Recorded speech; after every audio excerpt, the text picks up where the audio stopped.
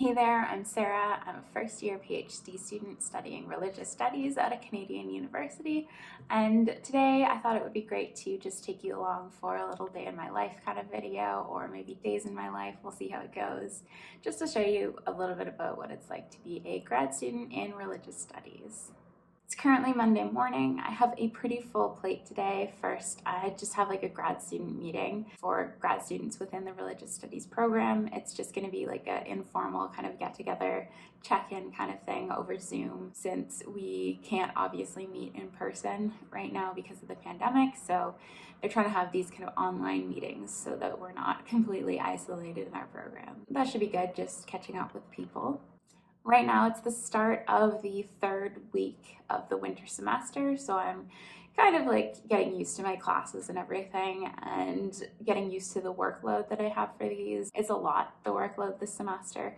There's a lot of reading that I need to be getting done for my classes, and I'm also auditing a course this semester, so I have kind of even more work than I should. So that's another big thing that I need to get done today, is just a lot of course readings to prepare for my classes this week. And then I'm also applying to a conference that I need to submit an abstract for by today. This is a conference that I'm super excited for because it's a witchcraft conference. So there's going to be academics speaking about witchcraft there, but also practicing witches at the conference. So being both an academic and a witch, this is kind of like the perfect conference for me. So I'm really excited for that, and I really hope that my abstract gets accepted. I haven't written it yet. I don't really know what it is that I want to speak about there. I just know that I definitely want to speak about something there. I definitely want to participate in that. So that's definitely a priority for the day, and I will take you along as I work on that. And yeah, I'm just gonna get ready to hop onto this grad meeting right now. Hi. So I just got out of the meeting with the grad students, and now I am just gonna make some tea and then get to work on this abstract and really thinking about what it is that I want to talk about at this conference. I've been looking over the call for papers, call for proposals, and there's just so much that could be covered in this conference, and so many suggested areas that they mentioned we could kind of speak about that really relate to the kind of research that I want to do, or things that I'm just generally interested in when it comes to witchcraft. So I really need to just kind of narrow it down to one thing that I want to bring up at this conference, and that's going to be tricky because there's honestly so much that I could talk about and so much that I really want to talk about. Just looking here at the suggested topics that they have for some of the discussion groups and the roundtables that they'll have, a lot of it deals with witchcraft and colonialism and kind of decolonial practices in witchcraft, which is really interesting. It's not necessarily my specific kind of area of research interest when it comes to witchcraft, but I think that participating in this conference and getting to learn more about these kind of things is going to be really excited, and I'm really looking forward to it for sure. So yeah, I'm just gonna make some more tea and then really get to work on that.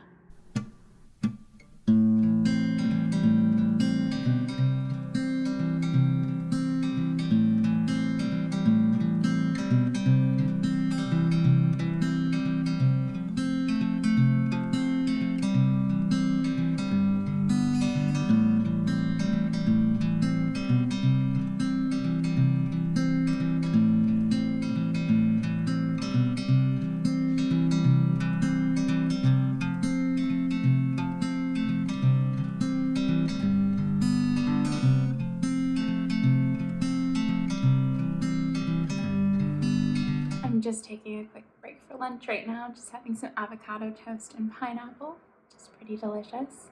And I've gotten a decent amount done on the abstract for the conference. I think I know what I'm gonna hopefully speak about now if my abstract is accepted. I was debating whether I wanted to do kind of write a whole new paper for this and kind of start some of the research that I do hope to be doing in the future of this PhD program, but I also wasn't sure if I wanted to write a whole new paper for this. So instead, I think I'm going to use a paper that I wrote for my master's a couple of years ago in anthropology. where I was looking at online witchcraft communities, particularly witchcraft on Instagram, and the kind of photo manipulation and like digital editing techniques that witches of Instagram use to basically make their photos magical and kind of turn the ordinary into the extraordinary through that digital manipulation. So I think this is a pretty good fit for the conference because there is a proposed section on witchcraft and technology. So I think it would fit in there pretty well. And technology is something that I'm really interested in as well. So yeah, I have a rough draft of the abstract written right now. So I just need to kind of type it up and crystallize everything and make sure everything sounds okay. And then write a small bio for myself, and then I can submit that and hopefully have that done within the next hour.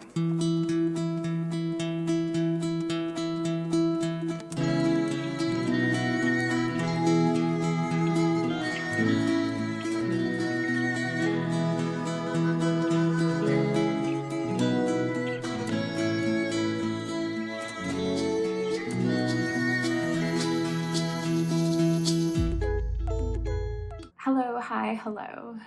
So I just finished writing the abstract for that and my bio and everything and submitting it, and that took way longer than I expected it to. It's past 5 o'clock now, so that took me basically the entire day to just write that abstract. Probably because I'm a perfectionist and I stress out way too much about these things. Plus, it's one of the first conferences that I've applied to speak at. I've applied to a few in the past, but always kind of knowing that I would be accepted.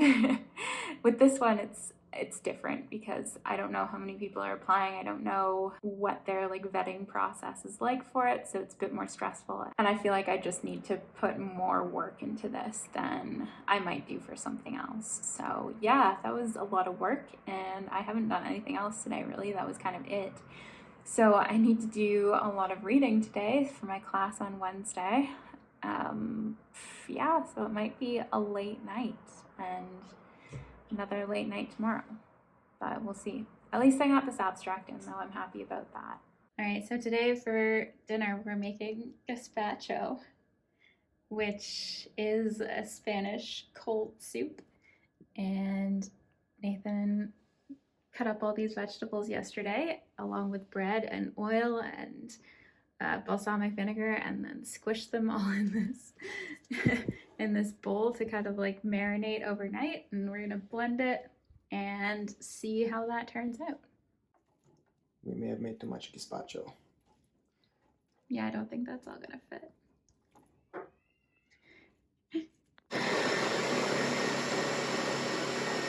The soup doesn't exactly look super appetizing, but it's pretty delicious. And then we have some pierogies on the side, because why not mix Spanish and Polish food? We just finished dinner. It was so good. That gazpacho was actually pretty amazing. It was one of Gordon Ramsay's recipes that he's doing this month for Veganuary, so we decided to make that. And yeah, it was really easy to make. Lots of vegetables, super healthy, and absolutely delicious. So 10 out of 10 would definitely make again. For the rest of the night now, I'm just going to be reading pretty much. That is my entire night. Get a good chunk of this book read, hopefully, we'll see, and then finish everything else tomorrow. This here is basically why I don't celebrate Imbolc, because where I live in Ontario, there's absolutely zero signs of spring in February. It's just winter upon winter upon more winter.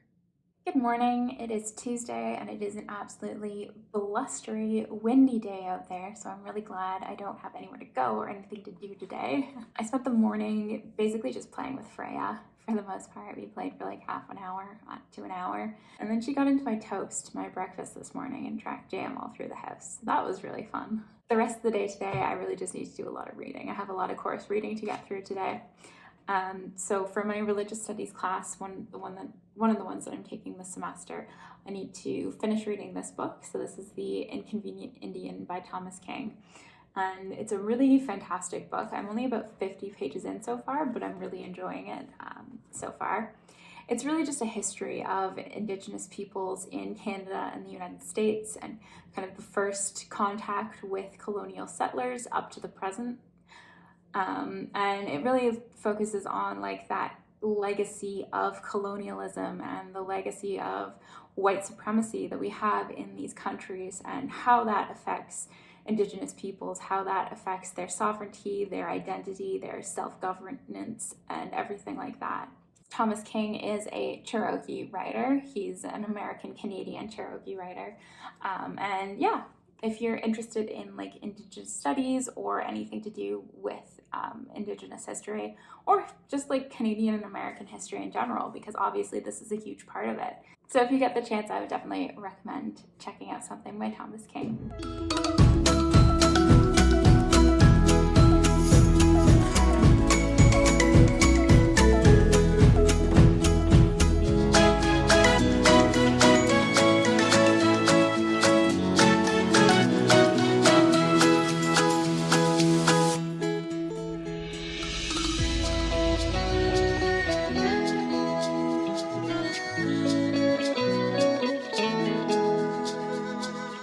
Reading about another 50 pages of The Inconvenient Indian, and now I'm actually going to move on to some of my other readings, other work that I have to do for my other class. The course that I'm auditing, I actually have to watch a film for because it's a film and English course. So we're watching Hiroshima Mon Amour this week, which is a French new wave classic that I've never seen before and don't really know what it's going to be about, so it seems like it'll be interesting.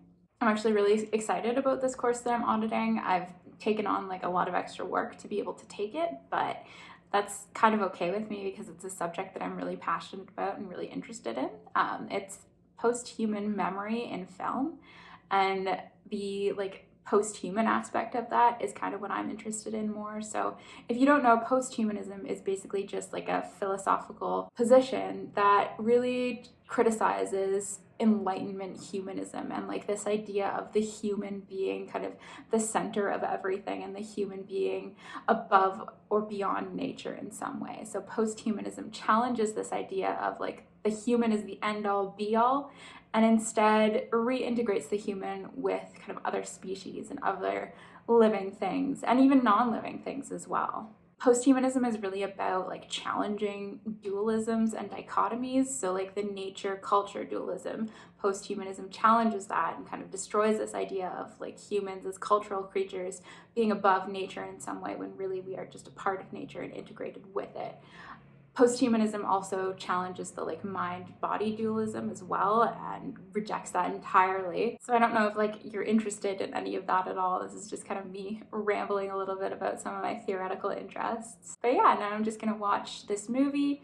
I'm having some leftover soup as well, some leftover gazpacho, and just some tea, and I'm gonna settle in, watch this movie, then do some theoretical readings that go along with it so that I can be prepared for my class tomorrow. Dans quelques années, quand je t'aurai oublié, et que d'autres histoires comme cela, par la force encore de l'habitude, arriveront encore, je me souviendrai de toi comme de l'oubli, de l'amour même. Je penserai à cette histoire comme à l'horreur de l'oubli. Je le sais déjà.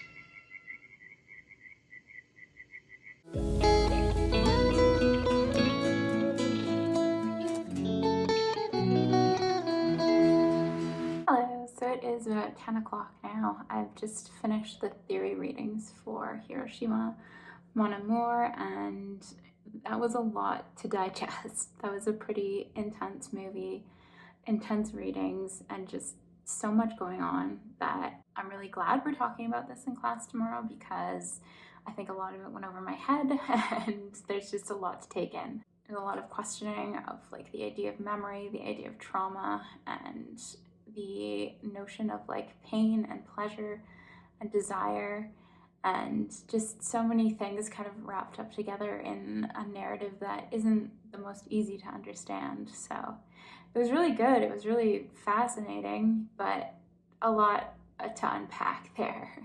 I didn't finish reading nearly as much of the Thomas King book that I had hoped, so I'm gonna have to finish reading a good chunk of that tonight and then tomorrow before class as well. So I'll probably be up for another few hours, but I'm just gonna make some tea and then do that reading in bed, get all comfy, and hopefully not fall asleep too soon. So yeah, I'll see you tomorrow morning. Good morning, it is Wednesday and I'm just having some tea right now and going over some of my notes from my post-human and memory class, which I have in about 10 minutes. There is going to be a seminar presentation given today by one of the students in the class and I'm supposed to be kind of responding to that. So I basically just need to start asking the questions that go along with her presentations. I've just been kind of double checking and yeah, getting my notes together, getting my head together, and kind of thinking about the questions that I have about the film and the readings and everything. So it should be an interesting class. I'm really looking forward to it. I always really enjoy this course. Even though I'm in religious studies officially, I still am really passionate about English and film courses. So I'm happy to be auditing this one. So I'm gonna get ready to hop on Zoom and I will talk to you after. So I just got out of my first class for the day. It was really good. There was a lot of really good discussion that we had and it's kind of helped me understand the film a bit better, so that's great. And now I'm just having a break for lunch and I have about an hour until my next class. So I'm gonna try to finish reading The Inconvenient Indian. I did not finish all of it last night, so I have a few more chapters left. I don't think I'll be able to get through them all before class, but I'll skim through them, which of course I don't recommend doing, but sometimes, sometimes it has to be done. Sometimes there just aren't enough days in the week to actually finish all of the readings that you have as a grad student, so yeah. Today is my really long day of classes. I have 7 hours of class in total, so by the end of it, I'm completely beat. It's a long time to be on Zoom, I think. I think that Zoom fatigue is a real thing, and I definitely get that after 7 hours of being in class, of looking at a screen. For some reason, it's just more tiring to have classes online than in person, I think. So we'll see how much of this I can get through in the next hour. And then I'll see you after class.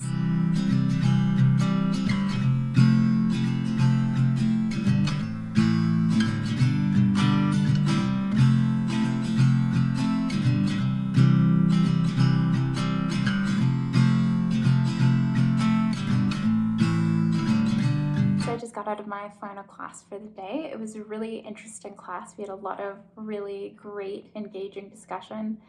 It was also a pretty emotional class just because the subject matter was so heavy. We especially had some interesting conversations about the documentary that's currently being made about The Inconvenient Indian, because there's been so much controversy around this with Michelle Latimer, the director of the film, who had claimed that she was an Indigenous person, but upon looking into that, she actually isn't. She's actually white. So, there's this big issue of claiming Indigenous identity when in fact she doesn't actually have that identity. So this brings up a whole bunch of questions about race and identity and the connection between race and identity, questions of authenticity, questions of authority, and just a lot of things to think about really with this. So not only the content of the book, but kind of what's going on around it.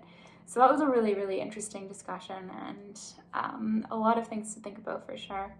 For now though, I have had a really long day, so I'm probably just gonna make some dinner, chill out with some Netflix, just relax, cuddle for a bit, and take the night off. And yeah, I'm probably gonna end the vlog here, so thank you so much for watching. I hope you enjoyed it. I don't know if you like these kinds of vlogs or whatever. I guess if you made it to the end, you probably at least somewhat enjoy them. I know I really like watching grad student and PhD vlogs, partially because it just makes me feel like I'm not so alone while I'm going on this journey. So if you did like it, just give it a thumbs up, leave a comment if you want to. If you're a student especially, I'd love to hear about what you're doing, what program you're in, what level you're at, what you're studying, what you're interested in, anything like that. Yeah, thanks very much, and I'll see you in the next video.